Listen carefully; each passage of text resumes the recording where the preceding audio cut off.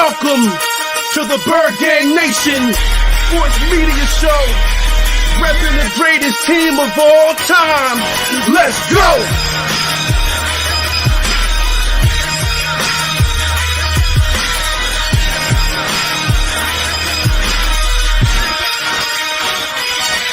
Bird Gang 31, he be the host with the most. We going deep, burning teams. They ain't nothing but toast. It's in your rest there. Sirianni put me in coach, running like Miles Sanders till I bump my head on the post. Touchdown! Yeah, that's coming. Devontae's crazy route running. Jalen hurting them, throwing lasers. The Rager Young gunning. Come on! On the D side, we ride, sack him with Fletcher, lay him out on the stretcher. No one can protect you. Watch Darius slay him, shutting down your routes. Come on! In my green John, eating Philly cheesesteaks. Put up your cups, wings up, if you can relate. Tailgating at the link like Gangsta Stride. To the Bird Gang Nation, that's worldwide.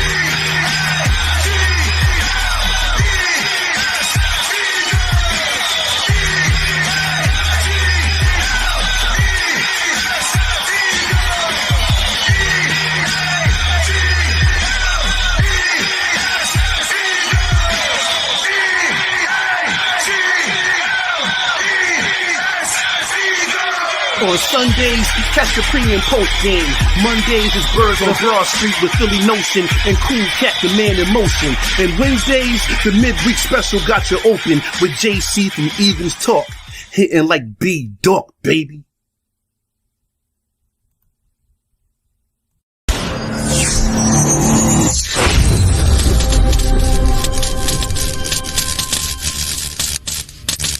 Welcome to another edition of Bird Gang Nation Sports Talk. I'm your host, Bird Gang 31. Today, Nation, we have some very special guests in the house today. We got Tyler from Guilty as Charged and Arjun from PPF to break down this Sunday's matchup against the Chargers. How you guys doing today? I'm doing very well. Thanks for having me.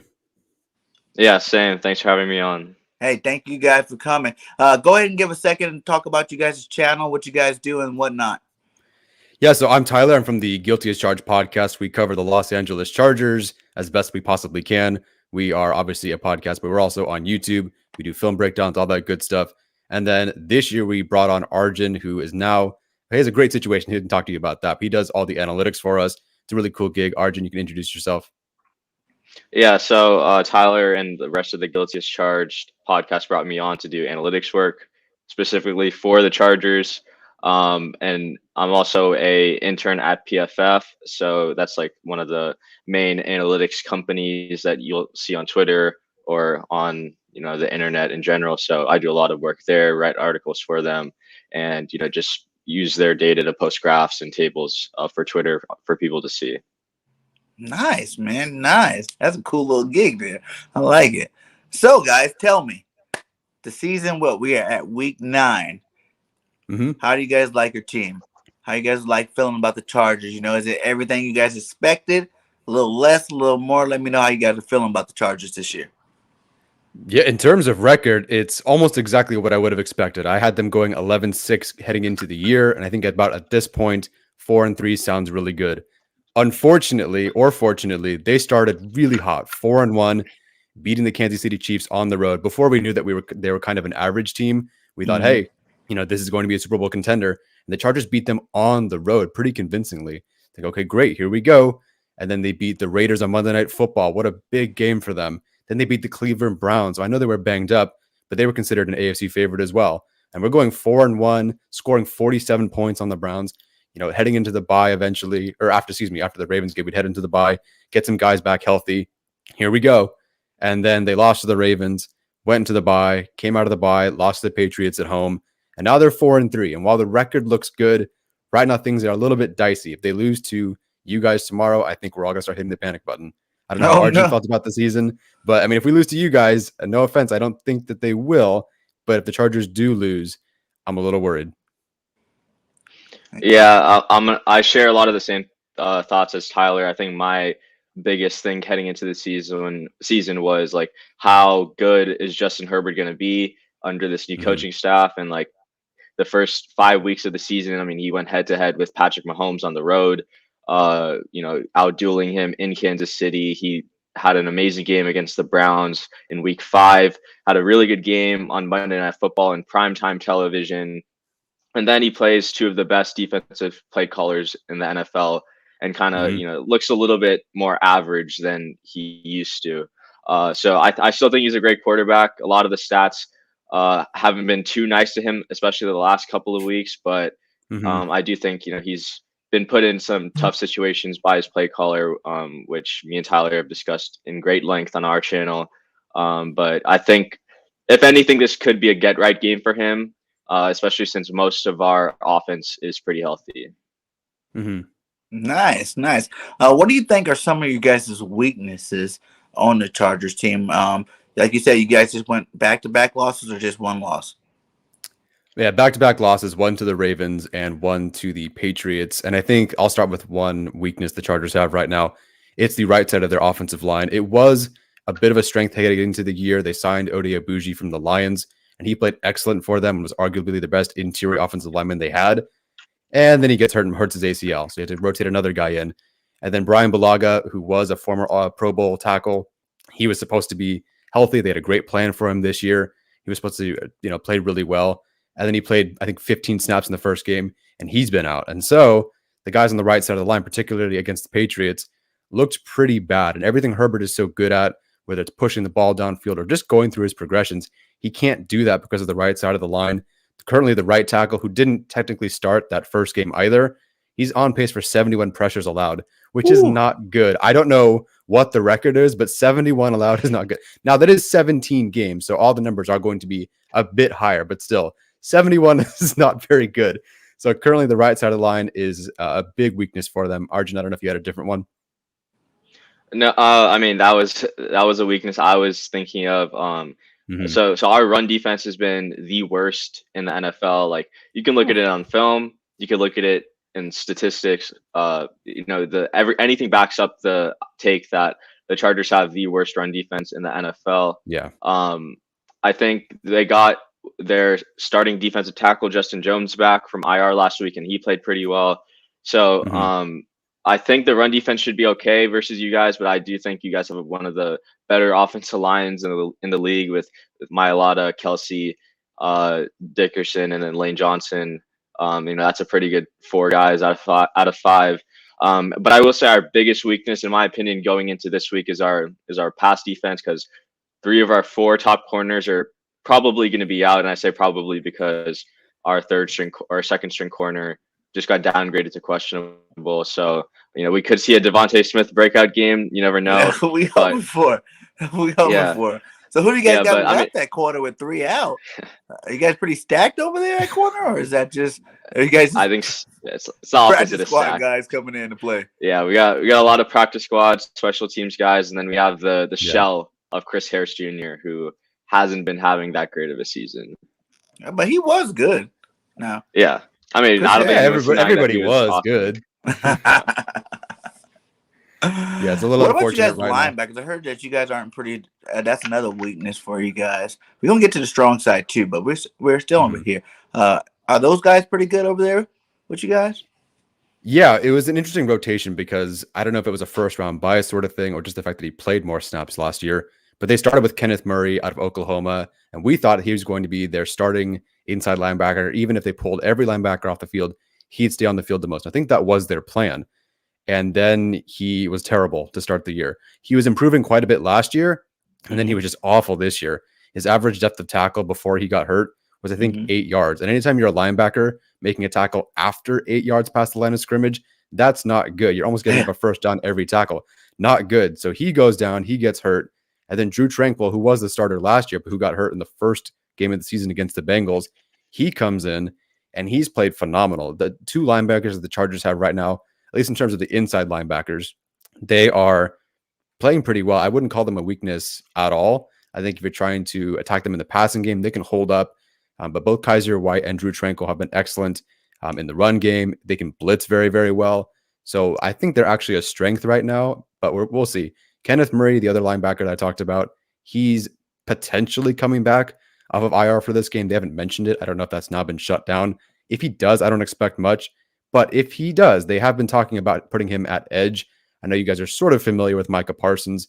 And ever since Micah Parsons against the Chargers went from, well, I'll just play edge rusher, he destroyed our right tackle. And that's how bad our right tackle situation is. So everyone's like, hey, let's take our linebacker and put him at edge too. But it's not that simple. So they might try him at some edge snaps because he can't get on the field with Kaiser White and Drew Tranquil playing so well on the inside. But we'll see. So right now, I think it's a strength. But I mean, if you guys want to exploit it, have at it. And I know you guys got Bosa, who is a monster out there. Now, what I've been hearing this week, though, the other side of him is not looking as strong. Yeah, RG, for that.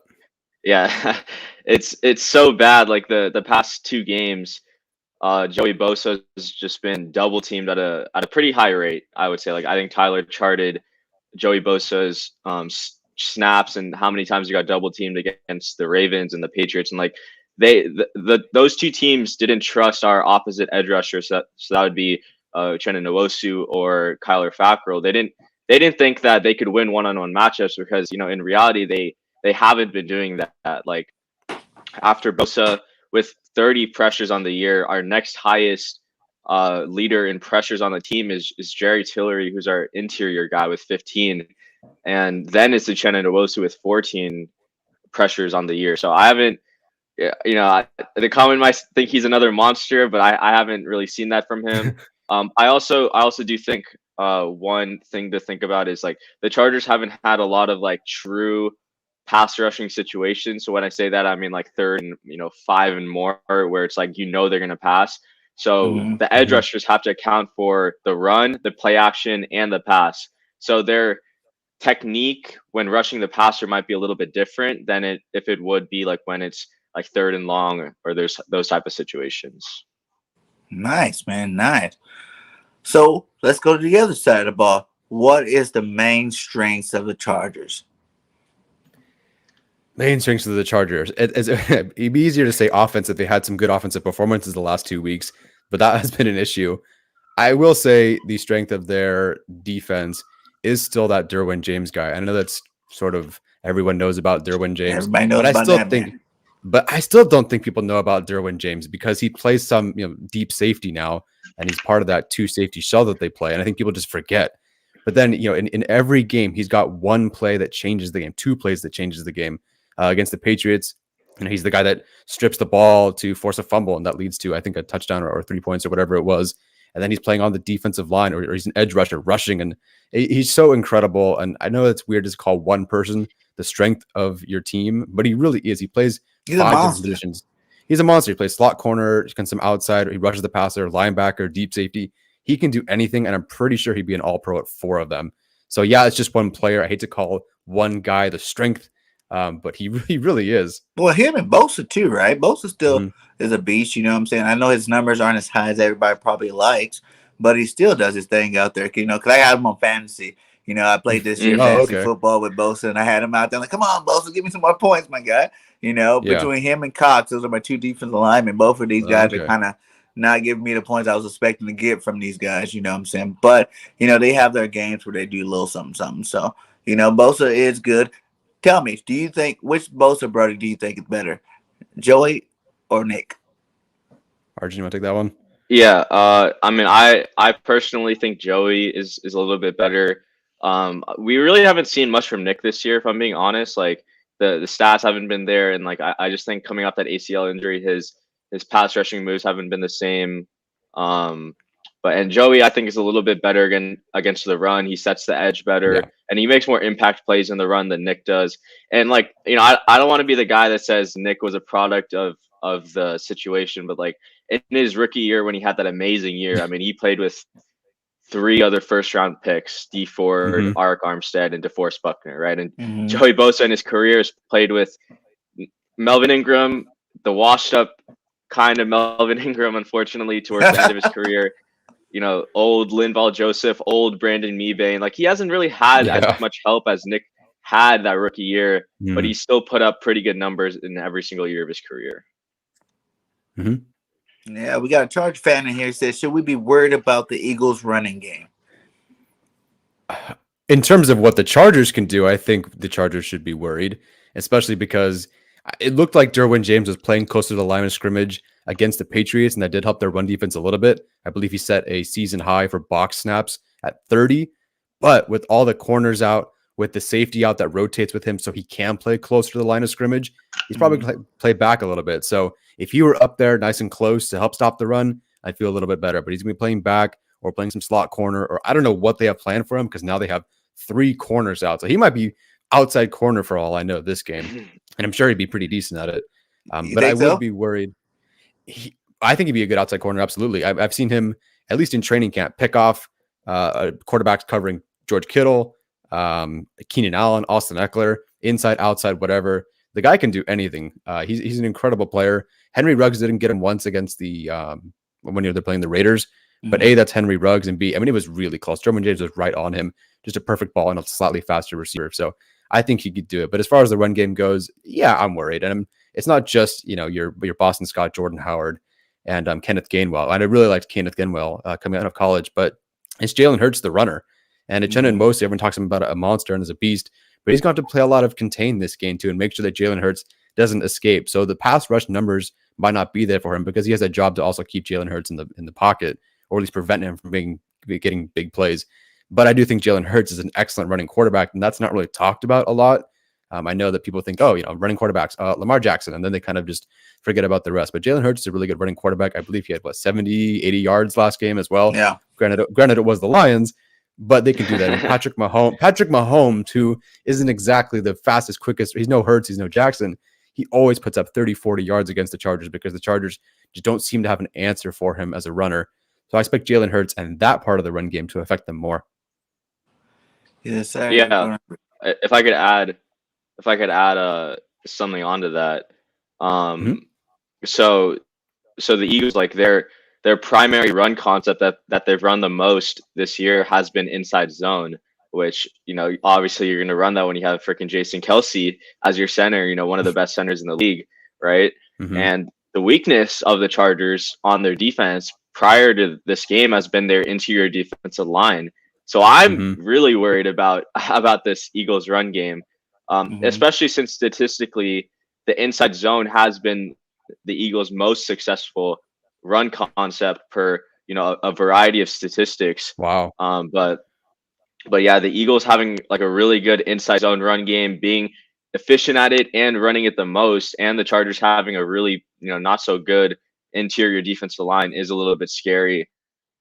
And so I do think the Chargers will have to step up and be able to tackle the running backs as they hit the holes. Yeah, man. Hey, shout out to the 20 in the chat. Please like and subscribe to both channels. BirdGang 31 if you are a Chargers fan, or if you're an Eagles fan, go subscribe Tyler and the rest of those guys that guilty as charged, man. Both links are inside the chat. Much love and show some support because we are some great content creators. Also, man, I was thinking, do you think that you guys are kind of in a sticky situation in terms of our receivers need that game to get off? Last week we went 46 rushes. Do you think your team is going to focus this week on the running attack like we were just talking about? Or do you think they know that, we normally don't run the ball that much? And I know Eagles fan on both sides, they're like, hey, are we going to run it again? And was that just a fluke? Was it just against the Lions? And I really believe that we sprouted. You know what I'm saying? You heard Nick talk about the garden and the roots. I think we sprouted now. And I think he's going to understand that the running game is going to make his passing game better. So we will run the ball. Jalen Hurts is that quarterback that only needs to throw the ball at least 25 times a game. That's it. Anything more than that, you kind of taking it out of his range of throwing, in terms of accuracy and, production from it. Let him be that dual threat where he runs the ball and he throws the ball. That's what he's good at. That's what got him here to the NFL. So do you guys think you guys going to overlook one or the other going into this matchup at all? Arjun, I'll let you take that one because I know you're big on the Staley philosophy and his defense. Yeah, so that's a good point. So I think what our head coach Brandon Staley wants to do is he wants you to run the ball, but the problem is we don't have the personnel to allow you to do that. When he ran his defensive philosophy with the Rams, it worked because he had a good defensive line and good safeties. You can't just run it up the middle because against the Rams because they have Aaron Donald, but we don't have an Aaron Donald, right? So they opposing teams are able to establish the run whenever they want.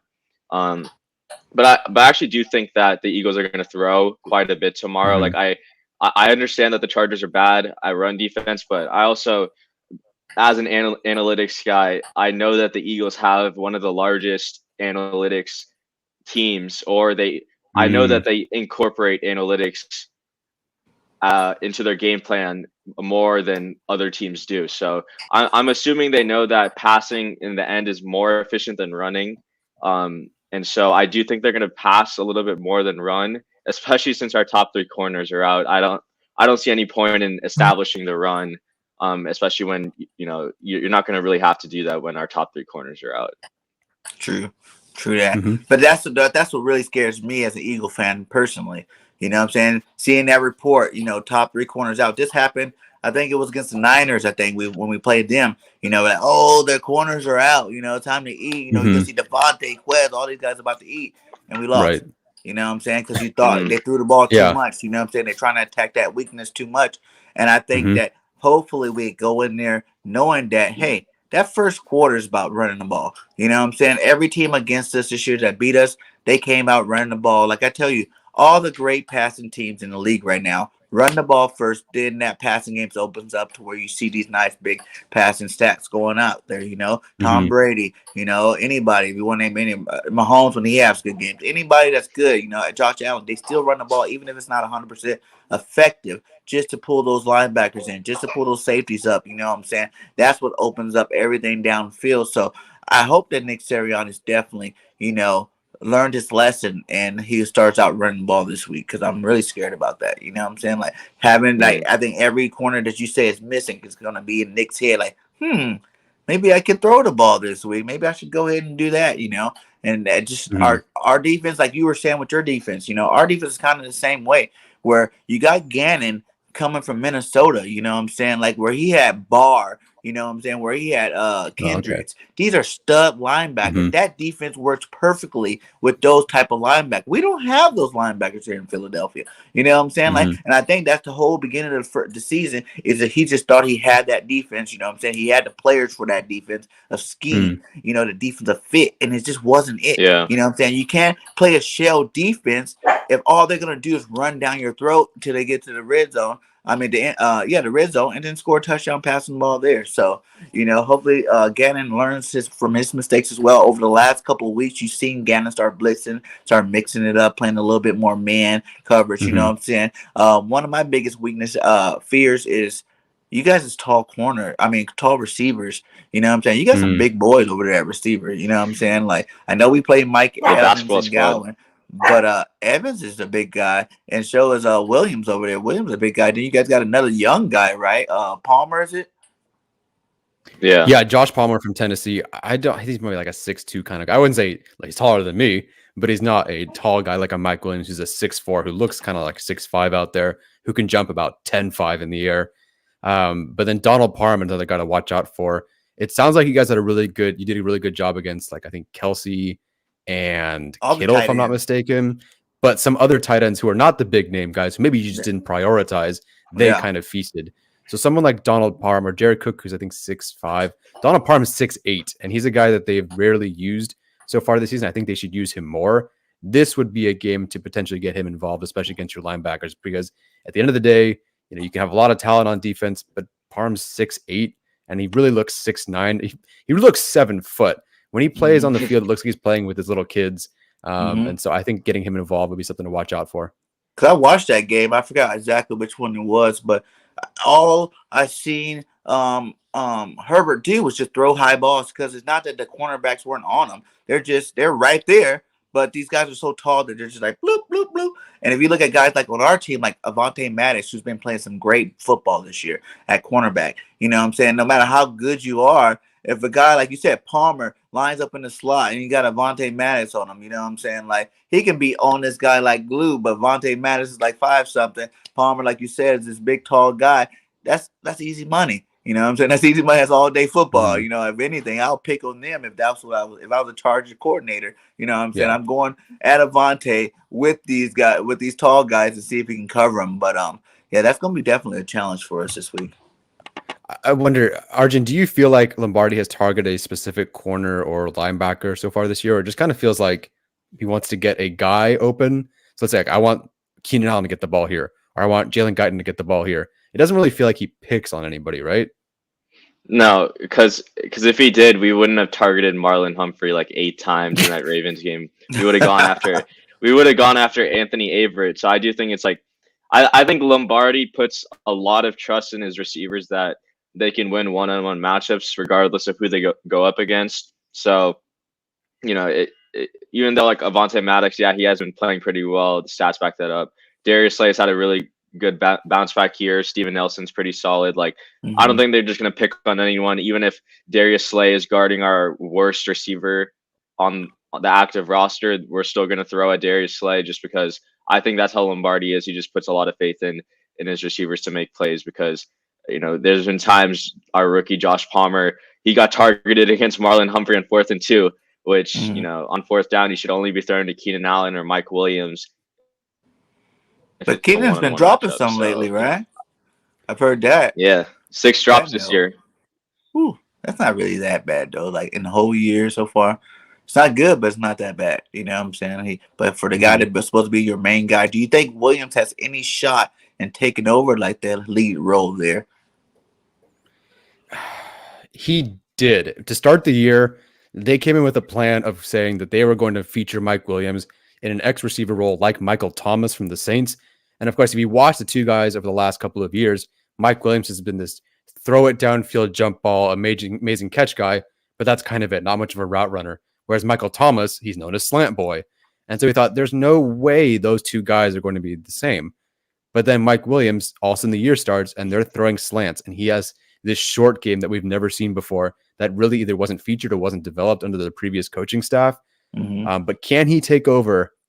I don't know. And I don't think that they think of Williams as the feature yet. It seemed like it to start the year, but I think there's a couple of things. One, they've admittedly said the last couple of weeks that they do feature, like the game plan is featured, at least in the passing attack, to go through Keenan Allen still. So they've said that. And I think they back it up by the fact that I think Mike Williams has not had a catch on, he's had a target on 4th down, but not a catch on 4th down. Whereas Keenan Allen, I think he has 3 or 4 if you counted the one where they had an illegal shift that wasn't on him.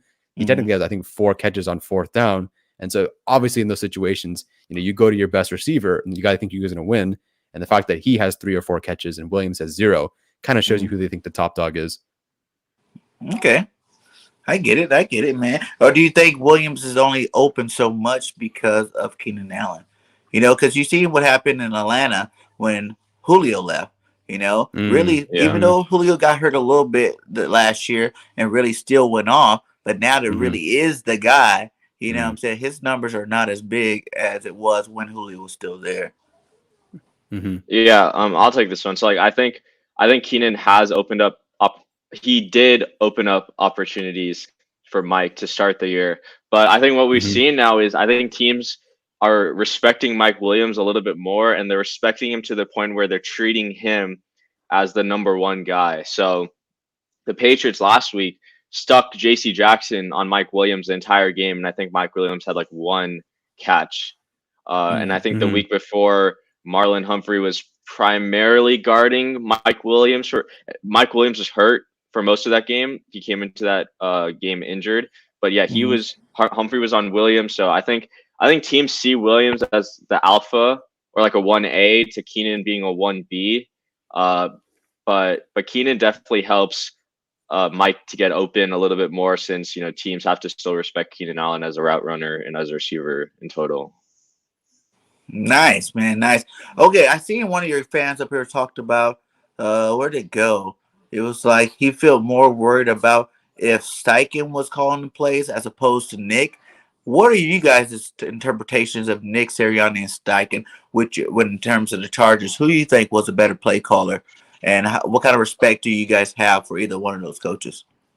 Arjun, if I'm not mistaken, wasn't he only the quarterback's coach when Frank Reich was calling plays? If I'm not mistaken? Receivers coach. He was a receivers coach. Yeah, so we haven't seen Sirianni the play caller, at least with the Chargers. As far as Steichen goes, It's tough. I didn't watch as much of him last year on the All 22 on the film as I have Joe Lombardi this year. So I feel like I have a good feel about Joe Lombardi. Whereas with Steichen, at least this much, the perception, whether this is true or not, the perception is that Steichen was able to get the middle part of the field, the deep passes sort of going, whereas Lombardi has been more of a outside short game. Really, think of the Saints and the Drew. Like, look at Justin Herbert last year and everything he was doing, those big plays. Now imagine Drew Brees and the Saints offense. I think that's kind of the difference between Steichen and Lombardi so far, at least in terms of philosophy. I think both can work. Steichen did have an advantage of being on the team previously, getting some work as the coordinator for a few games when they fired their offensive coordinator, Ken Wisenhunt. And then he started the year as their official play caller. Whereas Lombardi's in week 9 or whatever this is. So I think Lombardi will grow from here, and he has adjusted to some things already. But they are a little bit different. But as far as Sirianni, I don't know. Sorry, he didn't call plays for us, if I'm not mistaken. Okay. And what about your new head coach? How you guys like this guy? Do you think he's a long-term solution, or you're still on the fence about figuring out whether he's the guy or not? No, I mean this guy is the real deal. I think he should realistically be our head coach until he retires. That's the way I see it. Like, I think he has the potential to be that, just because he's not stubborn. He will take outside advice. He listens to the analytics, obviously, which makes me happy.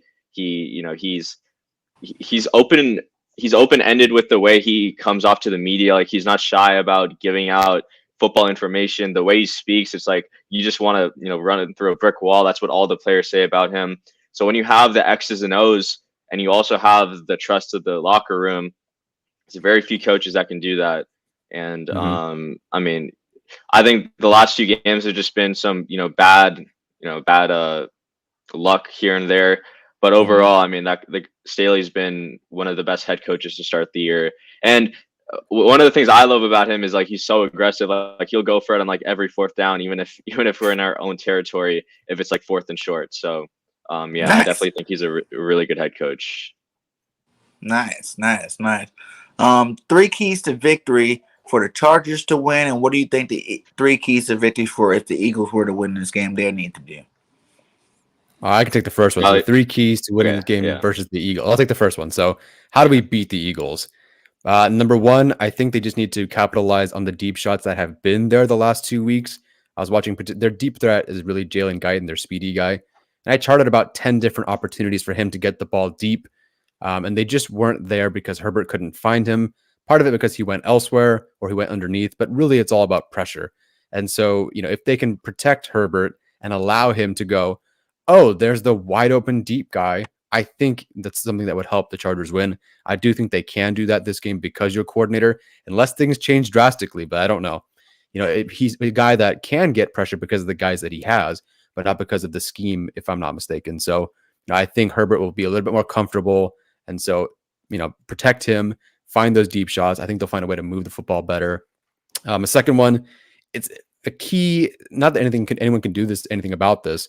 It's really just finding a way to get Joey Bosa help. And some of that is coaching. I think Staley has been advertised as a guy who can get Joey Bosa those one-on-ones. But as I charted the last game, he was double or triple teams, almost 2/3 of his snaps. And that's not fair to him. Like, I know he's paid a lot of money and he's a really good pass rusher, but there's only so many guys that can consistently beat 2 linemen every single rep. And he's looking kind of frustrated out there. So, scheming him open by, blitzing a Drew Tranquil or a Kenneth Murray, or finding a way to loop around Jerry Tiller or whatever it is, I think that'd be important. But also just guys need to step up as a runner, as run stoppers, but as pass rushers. Nwosu, I think Nwosu, Fackrell, and Rumpf are their 3 other edge rushers. And I think they have 6 pressures combined the last 3 weeks. That's not good enough. I mean, especially when Joey Bosa is taking on those double teams. Like, he's doing most of the work for you. You should be freed up, but they're not getting home. They're not even really getting pressure. So that's really frustrating. They need to step up. And then the third one, what's the third one? I think the interior defensive line just has to have a really good game this game. Mm-hmm. Some of it's as a pass rusher. Some of it is to flush. Jalen Hurts out, hopefully to the left, because he can't throw to the left, apparently. Mm-hmm. But they need to find a way to stop the run with their interior defensive line. Sometimes it works. Against the Raiders, it was really, really good, and they shut Josh Jacobs down, no problem. Against the Patriots, they did okay, like a pretty solid job against Damian Harris, who was a pretty solid running back coming into that game. And that's partially because of the interior defensive line. So those are my three keys. I think it seems simple, protect Herbert, rush the passer, stop the run. That seems very simple, but that's Right. actually what the Chargers need. Like, they need to do those things and they can win. Nice. Okay, yeah, I'll talk about Eagles, what they have to do to beat the Chargers. Number one, they got to get their pass rushers going. Javon Hargraves has been a beast this year. He's been better than Fletcher Cox has been. So, if you traded Cox at the deadline, you had Hargrave to step right up. But Josh Sweat and Derek Barnett, I mean, one of them's probably going to get locked down by Rashawn Slater. So whoever's going against our right side of the offensive line, which I'm assuming is going to be Josh Sweat, who plays left end, I believe, for you guys. He needs to get going. Hargrave, if he lines up on our right guard, Michael Schofield, he should have a pretty solid day. So that's number one. Establish the pass rush. Two would be, if they can get going on the ground, it's going to be a long day for our defense. So, I do think you guys are going to throw more than pass, just because I think that's how Nick Sirianni is. But if you get the ground game going, I think you'll help out in a lot of things. And if you get up early where you're forcing us to pass the ball more and for you guys to run the ball more often, I think you guys will have a good day. And then three, this one's a little bit of a wild one, but I think you need to be like super aggressive on fourth downs and late downs, because for a team to play a team like the Chargers, I think you need to take advantage of every advantage you have and every edge. So going for it on fourth downs, and just putting yourself in a good situation is something that I think the Eagles need to do. Okay. Yeah, like you guys both said, get to Herbert ASAP. You know what I'm saying? You cut the head off the snake. You ain't got to worry about Mike Evans. You ain't got to worry about Williams. You ain't got to worry about Gates. Not Gates. Cooks over there. I wish. Know what I'm saying? I am worried that maybe Auckland. What's his name? Eckler. Yeah, Eckler. You know what I'm saying? If he starts getting off, because he is a really good running back. I know you guys like to throw the ball to him and rush the ball with Eckler back there, but he's not having a monster year or nothing. But the running back seems to always do good around the Eagles. Like, we have been stopping the run the last couple of weeks, but it's not. I'm more about consistency. I gotta see it happen every single week before I believe that we're there.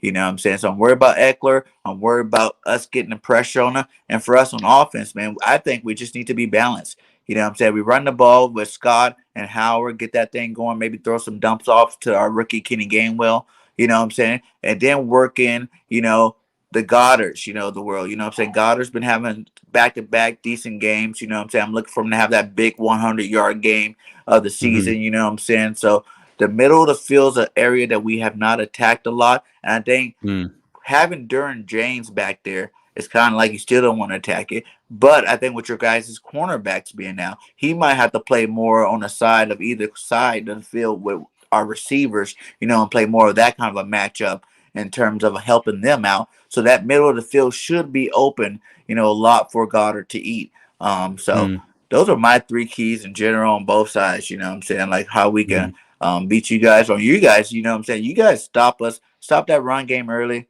You know what I'm saying? Makes Sirianni one-dimensional. You've seen that every time we throw the ball 40 times a game, something like that, we lose. So it's not rocket science. You kill the run game, you usually win the game against the Eagles, until Sirianni learns how to adapt. And, he's still a young coach. You know what I'm saying? He's only coached 8 games, and I think he's still learning to fly. So, you know what I'm saying? So he has been getting out-coached by certain teams and certain other coaches on the opposing sidelines. So, that's what I think the game's going to come down to for sure. JC said, how bad are you guys missing Ingram? Yeah, I understand why they moved on. I still think it was the right decision. Even in hindsight, Ingram is doing better, I think, than the edge rushers that they have. But there's a couple of reasons they moved on. One, they wanted to see what they had in Uchenna Nwosu, who did really well, kind of in spot duty, some of it as a starter if Ingram was hurt. But then the other reason they let him go is because Ingram was older and he was hurt and he was not playing. And he didn't have a sack last year. And I know that isn't everything, but he had 0 sacks, and that's not good for an edge rusher. So they moved on. But they are missing him. And I think it's not just they missed him as an edge rusher or run stopper on the outside, but it's also they would sometimes have him stand over a guard and rush on the inside. He had an excellent spin move. He terrorized guards. If you watched him against the Jaguars last year, he tore up the guards. and letting Nwosu, a really good rusher, and Bosa on the outside, and then Ingram would stand up on the inside. That was an incredible 3-person rush. Whereas they just don't really, they use their linebackers for that now, but they don't have like a moving kind of guy. I thought that was going to be their 4th-round rookie, Chris Rumph, but they haven't really moved him. He's just been primarily an edge guy. So yeah, they miss Ingram for just being a good edge rusher, good against the run, a team locker room guy, obviously. Locker room is strong, but he was still a big part of their locker room. And then just the fact that you can move him anywhere. It's like, hey, see that rookie guard right there? Go kick his ass. And he would. Right. They just don't really have a guy like that right now. Nice. Another question we got for you guys. What are 3 Charger rookies that have impressed you the most so far this year? Arjun, you want to start with the obvious one? Both answer, or you guys can answer separately. Either way. Yeah, I'll take 1 and 3, and then you can take 2, Tyler. So obviously, number 1 has to be Rashawn Slater. 0 pressures allowed in his first game against Washington with that amazing defensive line of Montez Sweat, Chase Young on the edge. And he's been really consistent every single game. Hasn't really had that bad of a game in any single game. Maybe that Cowboys game he got beaten just a little bit, but that was just a bad game all around for the offensive line. And he's really been a steady force, not only in the pass game, but like in the run game. I mean, he's really moved guys off, and he's only 305 pounds, which is kind of light for an offensive lineman. So it's been really impressive to see him not only in pass pro, but also in the run game. Mm-hmm. Yeah, no, Rashawn Slater has been everything and as advertised and more.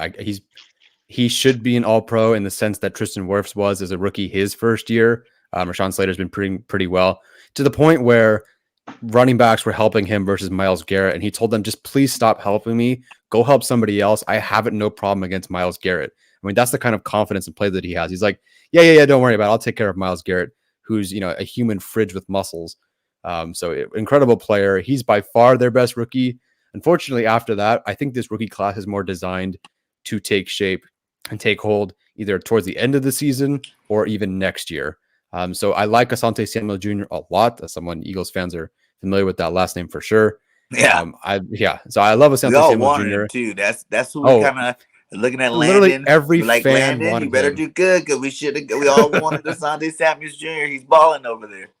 Yeah. No, he started off really incredible. I think as a 2nd-round rookie who's not the biggest or most talented corner, he gives up some plays, of course, but then because of the moxie that he has and just who he is as a playmaker, you see him fight back for some plays as well. Just tons of attitude, tons of swagger. Unfortunately, he has the concussion, so he's going to be out. And then the other guy that I'm really excited about is Josh Palmer, a guy who apparently has an excellent chemistry with Justin Herbert, practices with him after practice every day. In training camp, he looked amazing. I genuinely thought he was very close to Keenan Allen in terms of route running, which is a big deal. And Keenan Allen has even said that Josh Palmer is ahead of him as a rookie than where he was at as a rookie in 2013. Fun fact, by the way, Keenan Allen's first game was against the Eagles. So there's that.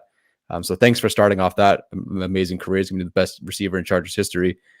So those 3 guys, I would hate to say that it's only those first 3 picks and that's kind of it, but it really is, because the next pick they took has been inactive most games. He was active last game, but he's been inactive every other game. Their edge rusher in the 4th round, not doing a whole lot. Their 5th round guard is really good, a good depth piece, but that's for the future. And the rest of the guys are just kind of special teams contributors. So it's really top heavy with Rashawn Slater. I think Samuel Jr. can be there as well, but he's got a concussion. He's going to be out. And then Josh Palmer, who everyone loves. He had a great touchdown against the Patriots. All these great things about him. The team loves him. The quarterback loves him. They drafted him high. The coach loves him, but he only had 8 snaps against the Patriots. So, I want to say that there's more rookies than Slater, but it really kind of is just Rashawn Slater right now. And that's probably the only guy you'll notice on Sunday. Okay, nice. Mrs. Berghain wants to know, is that a card collection behind you? Yeah, these are Yu-Gi-Oh cards. I don't do Yu-Gi-Oh anymore, but I did obviously as a kid. That was a big thing for me.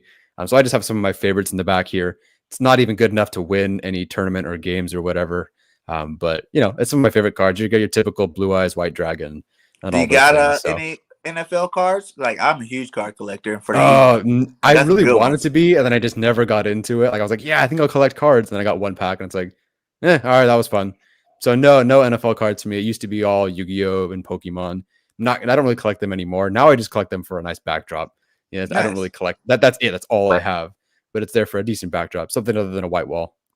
We got another question. He says, A prediction scores and who gets the game ball. All right, Arjun, what's the score prediction? I haven't actually heard yours yet. um, I'm gonna go 30-20 Chargers. Game ball goes to Austin Eckler. Nice. Nice. Shout Okay. out to the 26 in the chat. Please hit that like and subscribe to both channels. BirdGang 31 and Guilty as Charged. Charger content creators over there are doing big things. So make sure you guys support and subscribe to them. Let's see here. It says, okay, what was that? Chargers hit pay dirt in 2019 during James 2.5. Yeah, they both are good. He said prior to the season, what was you guys' Chargers record prediction, and has any of that changed so far? Yeah, my prediction was 11-6, and that's kind of they're on pace for that. After the bye, I said they could lose 3 more games because I think they're fine. I think where they're at currently is not that bad. I wish that they had beaten the Patriots, but that's a game that I was always wishy-washy. They hadn't beat the Patriots since 2008, which all of us were in a completely different city, high school, whatever it was. It's been so long, so that's not a game I expected them to win, really. But then the rest of the way, I think they'll be all right. Has that changed? It depends, because some of the teams that I thought were weaker are better. The Bengals are a lot better than I thought they were going to be, especially because I was a big believer in the take offensive line over receiver group. Arjun is definitely in the analytics group where you take the receiver over the offensive line, depending on the situation, I guess. But Jamar Chase has transformed that offense. He's incredible. He's also my fantasy team, so thanks for that. I feel pretty good about fantasy players. Of course, it's the second thing I think about for sure. Right. So yeah, I like the Bengals. They're a lot better than I thought. The Steelers, unfortunately, were awful at the beginning of the year. Now they're getting better. Apparently, their line's playing a lot better. So great. We're gonna hit the Steelers at their peak where they're kind of building. Of course, on Sunday Night Football, that's gonna be rough. But on the flip side, the Chiefs don't look good, and the Chargers already beat them at Arrowhead. I don't know. They almost didn't beat the Giants on prime time, and that's not a good team. That's just frankly not a good team. And then the Raiders, got to bring it up. The only guy that really beat the Chargers when they played him last time was Henry Ruggs, and for obvious reasons, he's unavailable. So, and I don't really think the Raiders all that much. The Broncos are a selling team right now. They just traded Von Miller to the Rams, which is great. They're going to win the NFC now. So I really think the Chargers still have that shot to win the AFC West. I still have them going 11-6. I feel pretty confident in that, but this game will change everything. If they lose, then I'm pressing the panic button. I will be throwing snowballs at the coaches and batteries and all the usual Philly things. Are you? I can give my So I had them going 10-7. So similar to Tyler, I just thought borderline wild card team.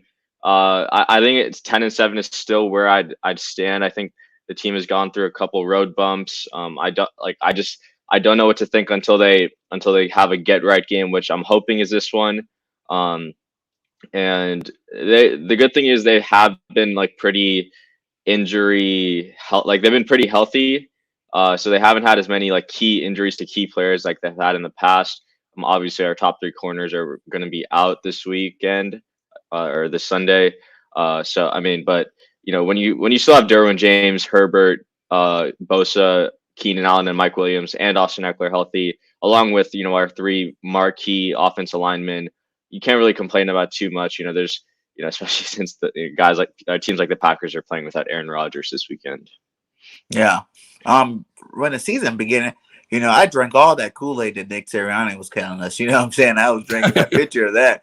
You know what I'm saying? I had us at, I was like, man, with this young, fast, offense, I'm saying 13-4, 12. That's a jump. You know what I'm saying? And since then, though, we started out kind of rough, but like you said, we done sprouted now. We done sprouted, and we can keep this going. This, like you guys said, this game is going to tell a lot. We can beat a good team like the Chargers. That's going to get me back on the ship because our schedule gets a lot easier from here on out. After you guys, it kind of goes pretty smooth there for us. So, I think we can still, like I said, my fan side is always 12-5 until proven otherwise. Started out 16-0 until proven otherwise, but we're down to 12-5 until proven otherwise from the fan Okay. side. But I still think, 10-7 still are achievable. You know what I'm saying? Look at the rest of the schedule, 2 more losses from here on out. You know what I'm saying? We should beat a lot of these teams like the Jets, you know what I'm saying? The Broncos without Von Miller, the Saints without a starting quarterback. Like you said, the Giants twice just because they're not very good. And Washington football team's not very good either. So, it's a nice stretch of games that I think that if we can win you guys, we can get on a nice little groove and we can keep going to the end of the season, And plus the Cowboys, this is the time of the year where Cowboys go down. They always start out really high. But when it comes to November, December, they always do what the Cowboys do, lose those games. So that's what I'm hoping. That's the Raiders. Yeah, I was going to say that's the Raiders for our division. Yeah. And then you guys got another question. They said, if our quarterbacks shut down your receivers, do you think Austin Eckler is good enough to carry the Chargers on his own? Kind of, yeah, actually. And he's not going to be their high volume sort of guy. But I believe, Arjun, you might have seen the chart. Whoever does the Comet graphs or whatever those are called, where it shows like the efficiency or over expected. I think he was like 6th with his Comet. So Eckler is one of the more efficient backs in the league. If he has to have 30 touches, you're probably in trouble. But if he gets a nice, like solid 20-something touches, he's going to get the extra 2 yards per handoff, and he's going to make the guy miss in the passing game. And you can line him up out wide in the slot, angle route out of the backfield, run inside or outside, whatever you need him to do. So if you shut down the receivers, which I would be very surprised if you did, but if you shut down the receivers or you just got to the passer, I think Eckler can step up. The real concern is that after Eckler, I can't imagine a bigger talent drop-off from Austin Eckler, RB1, to who they have as an RB2. Not only because they're Justin Jackson, who is their RB2, he's hurt, but the other running backs that they have, Joshua Kelly and Larry Roundtree, they're pretty bad. What up with Kelly, man? Because he had a really good college career at UCLA. Like, why is he not balling over there? He started off pretty well. His first game against the Bengals, he looked pretty solid. And then he had some fumbling issues, and it almost seemed like a mental thing for him after that. He had a fumble against the Panthers, if I'm not mistaken. Then a fumble the next week against the Buccaneers. Both were very, very costly. And from there, it just seemed like a trust vision thing was sort of gone. But also the offensive line for the Chargers was terrible, and the run game was terrible. Now this year, I don't know. Like he was inactive. I think he'll be inactive. Well, no, Jackson's not playing, so he'll be active, I believe, this game. But he was inactive to start the year in favor of who the coach drafted this year, Larry Roundtree. The problem with both is that right now, if I'm not mistaken, those 2 running backs I think have 1 catch for -1 yards this year, which is not good. When you're bringing up negative yards, which technically doesn't exist, like that's not good. So, they just haven't evolved as pass catchers. Kelly's not good in pass pro. I think he's been an okay special teams contributor, but I couldn't tell you how many plays he's had last year. That he's been inactive this year. So they're just not bringing anything. They're 2 redundant players they kind of remind me. I actually compare them to like a Jordan Howard, a guy who's not really going to catch the football all that often, but Howard always had this way to get, like a 3-yard gain turns into like 4.5 or something. Nothing spectacular, no breakaway, 80-yard touchdowns, but a guy that could just always get a little bit more, 4 yards in a cloud of dust style, and a very physical runner, I thought, with a little bit of elusiveness. But they just haven't been that. They just, they get 2 yards and fall down. It's just not very good. No, okay. He said, what made you guys become Charger fans, and how long have you guys been Charger fans? Arjun, take this one, or I'll take the next. Yeah, I mean, I grew up in Orange County, so Southern California. So, I had to be a Chargers. Like they were the only team in the area. I grew up, watching LT and Antonio Gates. So obviously I had their jerseys growing up. So, I was a big Chargers fan, and then. So I've been a Chargers fan pretty much my whole life, and I've really started following them closely since like 2016. So that's when I really started getting more into like the X's and O's and head coaching and things like that. Yeah, for me, I was actually born and like clothed in Raiders gear. My dad, growing up in Hollywood, he was a big Raiders fan, and why not? They were at the time he was growing up, 3 Super Bowls, really good Jackson, Marcus Allen. Yeah, of course, all that good stuff. And I know all this. yeah, I know all the sea of hands highlights and all those things, goes to the post. Now I'm familiar with those things as well. But when I was growing up, because I was born in 95, the Raiders had just lost a Super Bowl in I think 2000, 2001, whatever it was, to the Buccaneers when they traded Gruden. And then when I started to actually like football, the Raiders were in that Jamarcus Russell, kind of circle of hell insanity thing that they were doing. And the Chargers had LT, Rivers, all these great, great players, and they were amazing. They were winning. I don't want to say I was a bandwagon fan or anything, but by birth, I was a Raiders fan just because that was my dad's team. But then when I was actually trying to get into football, it became the Chargers because, I grew up in Southern California, like Orange County, and I like the Chargers, and they were a great team.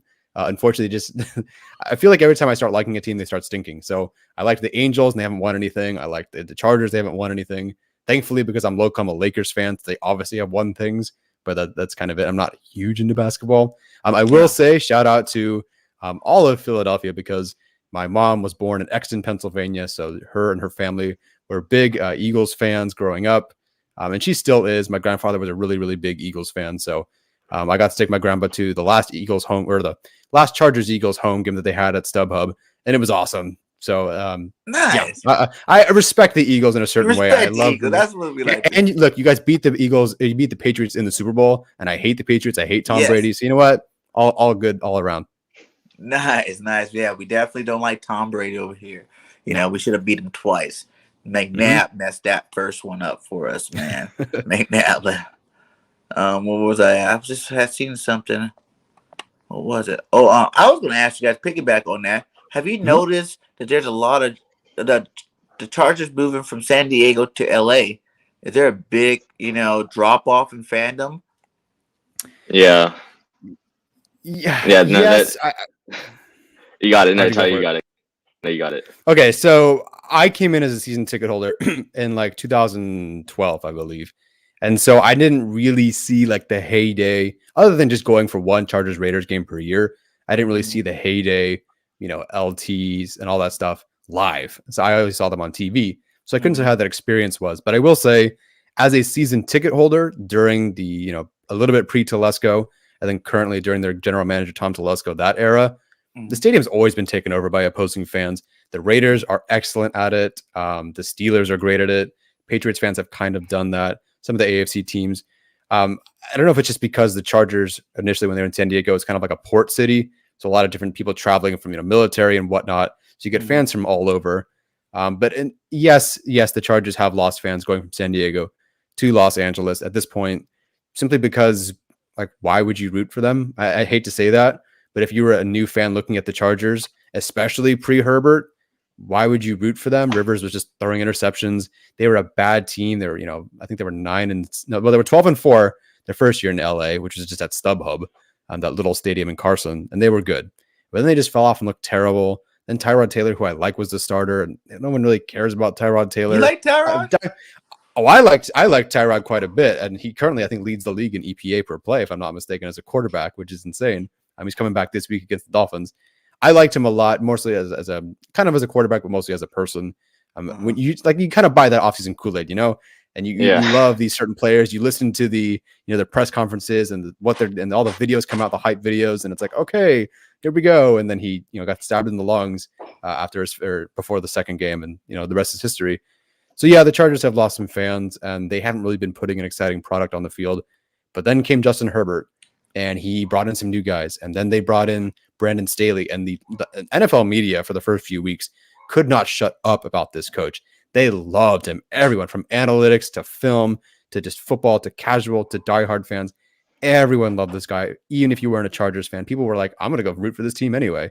So I think the Chargers are on their way to getting more fans, especially if they start winning. If they win the AFC West, they make the postseason, beat a team, I think they'll start to build that. But nothing's going to change unless they either have 10 years of consistent playoff appearances or they win a Super Bowl. Is that going to happen? I don't know. And to piggyback on that, he said if the team were to move again, the owner were to sell the team and they were to move again, would you guys still be Charger fans? Yeah, it would. I would. Arjun, go for it. No, I said I would. Yeah, it depends on where they moved. If they moved to Alaska, I don't think I'd be a fan of the Alaska Chargers for whatever reason. If they moved to Europe, I don't know if I would be. I'd probably just move to the Rams because I always root for the local team no matter what. I can't stand anybody who's like, "Oh, I'm a Patriots fan. Where'd you grow up? California." It's like, how are you a Patriot? Like, how could you do that, you Hey, I'm an bandwagoner? Eagles fan, and I'm from Cali. I was born in Okay. LA. You know what I'm saying? Well, Like, okay. All right. but Well, I'll take all that I back. was born to college football. You know, I was at Okay. USC. I used to go to all the USC games, all home games at USC. I was there. You know Yeah. what I'm saying? Like, and you Mhm. know, I liked the college football growing up more than I liked the pro football. You know, like Okay. for me, Yeah. college was more faster, more exciting. You know, you ran the ball a lot Mhm. more. Pro football back in those days, you know, I'm kind of older, so pro football was more. It wasn't the passing league it is today. It was more like simple, Sure. kind of drier. You know what I'm saying? But then all the guys Mhm. I watched in college went to the pros, like the Peyton Mannings, the McNabbs, you know, all those guys, the Vicks, and all those guys. Mhm. And then one day my dad was just like, "Hey, watch this team," and it was Randall Cunningham playing, man. And I watched him Oh, play okay. I watched him play the Cowboys, and ever since then, man, that defense was tough. You know, I was like, all right, I can mess with the Eagles, you know, Yeah. and I stuck with Yeah. them ever since, man. I've been an Eagles fan Yeah. ever since then. So I was yeah, almost a Saints fan because of Reggie Bush because he was heading over there. And I'm like, oh, yeah. okay, like that'd be awesome. Maybe I'll root for this team. And I was like, no, I'll root for the Chargers. And then like 2 years later, the Saints win the Super Bowl. It's like, dang it, could have Dang had it, a champion, could have been a fan of a championship team. Instead, I got the Chargers, who haven't won a Super Bowl ever. You know, but oh well, it is what it is. How'd you? So, never mind. Go ahead, ask. No. You answered my question. I was going to ask how you became an Eagles fan, but you just told me. So Yeah, never yeah. mind. Yeah, man. But you know, I like I said, growing up in LA in the beginning, though, like you said, you know, all the school field trips. You're watching Dodger games. You're watching Raider games. You know what I'm saying? I love Bo Jackson. You know, I Mm. was a running back, so I'm really a big fan of running backs in general. No matter where you Mm. come from, you know what I'm saying? Like Bo Yeah. Jackson was awesome. Marcus Allen was awesome. My Oh favorite of yeah. all time is Barry Sanders. So you know what I'm saying? Like he was awesome out there. Not a huge Emmitt Smith fan. You know, I think Emmett just did it because he had monsters linemen that made holes the Yes, he size did. of Texas. So it was like it was easy for him to get those yards. But yeah, man, I loved Reggie Bush, Lindale White. You know what I'm saying? I watched them play, man. Those guys were beasts, tandem Hmm. out there at USC. And you know, the whole USC UCLA rivalry, you know what I'm saying? Like that's Yeah. always be there at the Rose Bowl. You know, we're gonna beat you this year, you know what I'm saying? And over the last couple of years, USC's been getting killed by him, but hopefully that picks up. You know, it is Yeah. what it is. Yeah, I definitely hope so. I heard all the rumors about, oh, Mike Tomlin's in the running to be the USC head coach, and that would be Really? amazing. But that's not even close to Right? happening. I mean, really? He shut that down. He's like, no, like I'm not even answering this Why question. would he Please shut leave up, the whoever you got pros and that go from. to college? You know, he's too good. Yeah, no, well, yeah, money can answer a lot of questions, but True and that. I think USC could certainly pay a We hefty should go sum get for Mike Tomlin. Saban from Alabama. Oh man, but then he's gonna keel over and die in 2 years. So I don't know about that one. But hey, we are at an hour, you know, Okay. and we're going to start wrapping this up. What I do at the end of all my shows, I have an all-time team, you know what I'm saying, where I give you a couple, I give you Mm, some positions. You guys give me your favorite players since you guys been Charger fans. You know, it okay. doesn't have to do with stats. It doesn't have, it's just your personal Okay. favorite All right. players. So since Hmm. it's two of them, I don't know if you guys want to both answer or if you guys want to just go like position by position, switch back and forth. Either way, it doesn't matter with me. You know, it's worked both ways. So we're going to start out with the first off is the quarterback. Who would be your starting quarterback on your all-time team, and who will be backing them up? If we're talking specifically Chargers here, or Yeah, just all NFL? Chargers. Okay, good. Well, then for me, and I think always it will be Clovis. Phillip Rivers. As much as Herbert is going to have a great career, and as much as Dan Fouts had a great career, and Stan Humphries and all these other guys. I mean, Phillip Rivers was the guy, and he did everything for the team to keep them consistently winning through awful years, through great years. Just a complete pro. You see everything that's going on with, say, Aaron Rodgers right now, and sort of the end of his career with the Packers, and the kind of those issues that you've seen recently never happened with Rivers. The guy was nothing but complimentary of his teammates, never a problem, total pro, never was hurt, Iron Man player, fighting through some. Well, he was hurt, but he never missed a game. This is a total tough dude.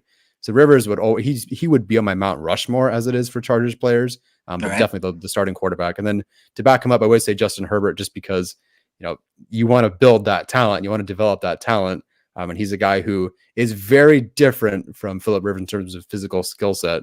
So as much as I hate to say that Herbert's the backup to Rivers at this point in his career, he is. Yeah, it's like not really like a backup. It's just like he's your second. Sure, Your second guy. Did you like what was his name? Humphries. Stan Humphries. The Chargers went to the Super Bowl about like the year I was born, so I couldn't say much about Stan Humphries. Man. You know, I appreciate him taking the team to the Super Bowl. Didn't watch I didn't him. watch him. No, I couldn't even spell quarterback then. All right. Well, the next one will be give me 3 running backs of your favorite 3 running backs in Charger history. Yeah, I'll take this one. I'll go LT. I was a really big Melvin Gordon fan before he held out, unfortunately. But yeah, so LT Melvin Gordon would be my number 2, and then I'd take Darren Sproles as my number 3. Yeah. Nice. You were the first one out of all the other Charger content creators. They all were hating on Melvin. You know what I'm saying? They didn't have no love. Well, they hate like I understand why. Yeah, because like after that 2018 season where we went to the playoffs, he just held out, came back, and he pretty much lost us 2 games. Like he lost us 1 game where he fumbled on the goal line versus the Titans when we needed a touchdown to win. But I mean, I just loved watching him run. And then in 2018, I mean, he was a beast before he got hurt. Like he was breaking tackles. He was like 34 on the NFL top 100. Like that's how much the players respected him also. But yeah, so those would be my 3 running backs. And I would ask you about Means, but you guys obviously said, you know, that was one of my favorite Charger running backs back in the day, Natron Means. That was a bowling ball. He used to run over people. And Marion Bus was pretty good too. I liked him. Give me 2 tight ends.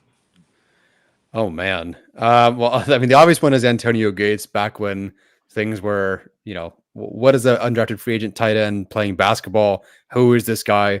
And I think they almost didn't even want him on the team. They're like, why would we do that? Why would we experiment with that? And then, of course, he comes out and catches the most touchdowns in NFL history for a tight end. So he's a great player. He's all still around the team. So he's a great guy, great player. So obviously him. Who's another one? I would definitely a bunch of really great tight ends for the Chargers. Kellen Winslow, but he's not. He Kellen Winslow, but in our generation, I guess. Right. So I mean, I would say Kellen Winslow's the other guy, but he's not the guy that I'm particularly fond of as someone who's watched him. Hunter Henry. Yeah, that's like the other option. Is unfortunately it would be Hunter Henry. I mean, there's you can use those school if you want to. If you want to go Kellen, that he's El Cordell or Cordon, whatever they call the guys over there. So I'm going guys that I haven't watched, and Kellen Winslow all the way. I think that game in Miami, the obvious one that everyone knows about, I think that was just something that always sticks out in my mind, and it's really part of Chargers history and their lore and like who you want to be. You know, the guy leaves it all on the line. Excellent player. I still have Gates over him because I mean the stats are there. Maybe if I watch him, I think differently. But Gates was just different. Gates is the GOAT, straight up. Yeah, he's one of the greatest ever. You know what I'm saying, to play that tight end. But even that late stage Gates, I think it was like his last year with you guys. He still has some nice catches and still put up some yards there that year. All right, now give me 4 receivers.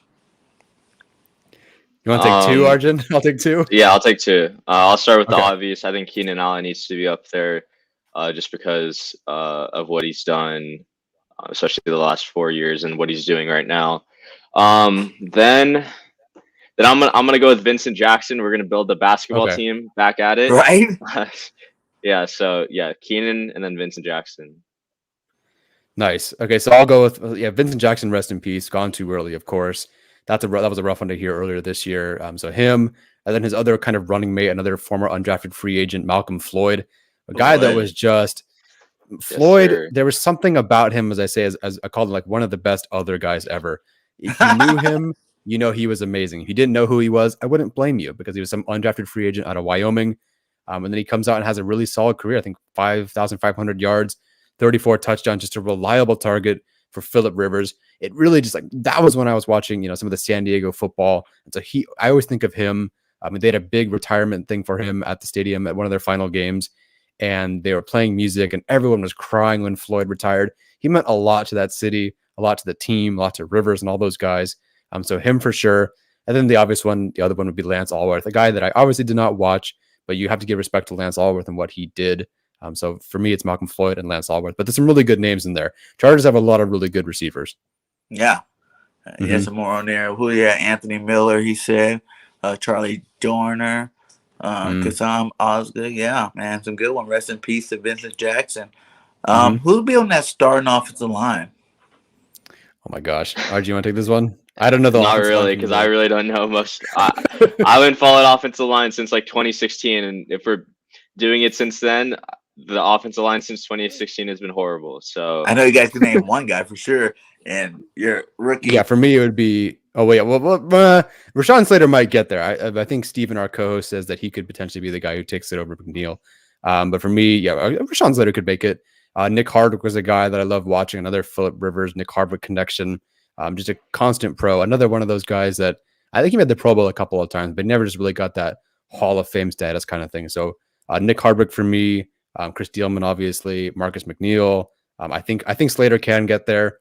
I think if you want to really be bold, I guess Corey Linsley, our center currently, if you talk about his entire career that he sort of has had and will had, he was an all-pro center last year. So I think there's an opportunity for him to sneak on there as well. So some combination of that. But I will say, as far as Arjun was talking about, the Chargers' offensive line has sucked the last decade. They maybe had one guy, but it's been pretty awful. So we haven't really seen much good offensive line play through most of our fandoms outside of watching the guys during the the LT era, and that was incredible. But outside of that, not really. Okay, give me the 4 on the defensive line. All right, do you want to try this one? Yeah. So start off with Bosa, and then I guess like you could put Sean Merriman there, but like I don't think he did much outside of his rookie year, unfortunately. So I think the guy who had a more productive career would be like Melvin Ingram. So I would put Bosa, Ingram. You could also put like Sean Phillips there, who was like Merriman's running mate. But Right, isn't you Phillips wanna linebacker though? he was like an outside linebacker, I think. Oh yeah. Depends if you want to count this. It depends what era we're talking about. If it's 3-4, then we have defensive ends. It's 4-3. We got a different kind of edge rusher defensive line situation. Yeah, Jamal Williams is the guy that everyone wishes they had. I think every year Chargers fans are looking for another Jamal Williams. It's like, oh, this guy will be the next Jamal Williams. Oh, this can be like a Jamal Williams. We haven't had this guy since Jamal Williams. He is one of the most talked about guys on the defensive line. The other obvious one. So we talked about Joey. Joey Bosa technically is an outside linebacker now. He was a 4-3 defensive end for a while. But Leslie O'Neal, obviously with 105 sacks, I think it is. I think the only Chargers player to have over 100 sacks. I rarely see him talked about in terms of the Hall of Fame. I don't even know if he's ever been even nominated. I'm not really quite sure about that one. So Leslie O'Neal, Sean Phillips is an outside linebacker, but your edge rusher, I kind of consider edge rusher the defensive line. So those guys, a lot of good ones. And then when you get to line, yeah, we had the linebacker. That was next. Give me 3 linebackers. Yeah, so I mean, I think I'll take one. It's a very obvious one. Another guy gone too soon, Junior Seau. Facts. I wish I had watched. That's the only other player I wish I had really, really been able to watch as a kid, as an adult, and I wish he were still with us. I mean, what a phenomenal player! Everyone I talk to, any different fan base, tells me that Junior Seau used to put him on anybody, and he'd take them away. Running back, tight end, whatever. Like he would, or blitz the quarterback, he would take them away. True Hall of Famer, excellent player as far as I'm aware. The stats back it up. Obviously, he's in the Hall of Fame. And he's a monster, man. I remember watching I went and watched a game against the Raiders, man. And I seen him like I was down on the side, like on the sidelines, you know what I'm saying? He came up, he was giving everybody hand five. Man, these guys' arms were like that big, man. He just looked superhuman, just like this big old ripped guy. I love Seau. He was definitely a beast. Absolutely. Who else would I go for? Did I only say one so far? I mean, I guess you want to go technically, Sean Merriman as an outside linebacker, then yes, I would take him. Sean Phillips, if you want to count him as an outside linebacker, then yes, I would take him. I think Phillips is second in team history in sacks, if I'm not mistaken. Yeah. So Sean Phillips would be the other linebacker I'd take. They haven't really had a good linebackers like this whole. Yeah, I know. Past decade's been pretty trash.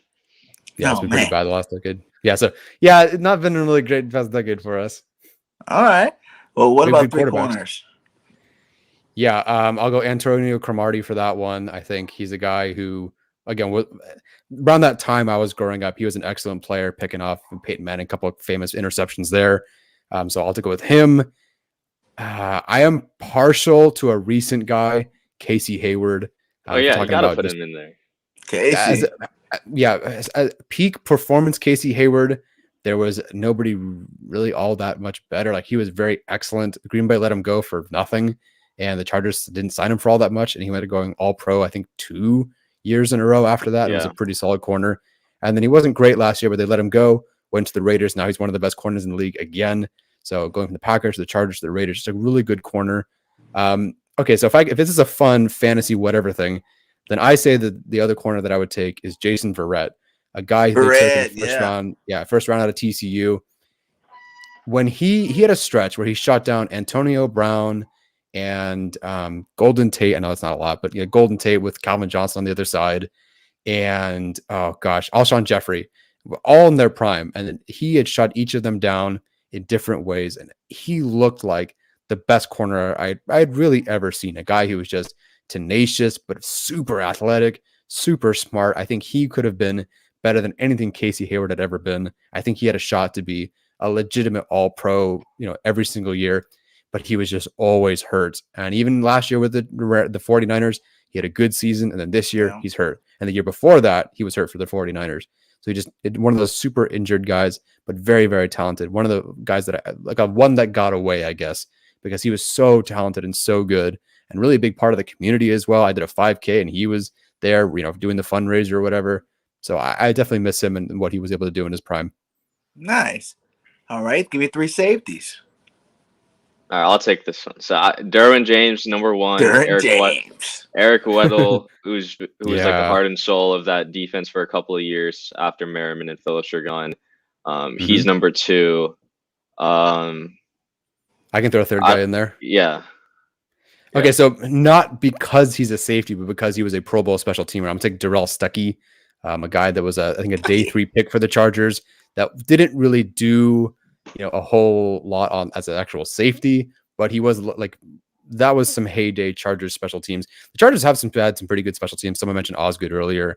Obviously, you have Stuckey in there. Rodney Harrison, we sort of talk about him. We don't talk about him because the Chargers let him go, and he actively kind of hates the Patriots.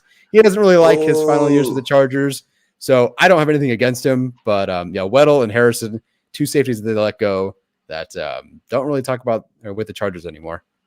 Okay, hate for Harrison. I like it. Who's going to be your kickoff returner, your punter, and your kicker? God help me. So our kickers suck. they've kind of always sucked. We're gonna go no kicker and go for it on every 4th down. That's what we're gonna do. That's the direction. I think that's fine by me. Kicking. For the punter, I'll go with Mike Seifries. Again, you can tell what era of Chargers football I watched. But Mike Seifries was a guy that, I legitimately thought he beat the Raiders once. It's impossible for a punter to do that, but there was a game against the Raiders. He kept dropping the ball right at the 3 and out of bounds. If he could nominate a guy for a Pro Bowl for one game, it would have been that one. He was an outstanding punter. I like our punter now, but there's something about the way that Seifries could control everything on special teams that I would put him there. Kickoff and punt return, I think the obvious one is Darren Sproles. Yep. If you want to separate those 2 different guys, that's fine. But Darren Sproles, he had some bad moments, and that's why the Chargers let him go in the end, because I think he was responsible for the special teams not being well, just a couple of fumbles, muff punts, that sort of thing. But he was, you guys know this as Eagles fans, one of the most dynamic players with the ball in his hands. He was just such a good player. Everywhere he was. But I'm pretty sure that if you go to the Saints, they love him too. Everywhere Darren's played, he got love for sure. Everyone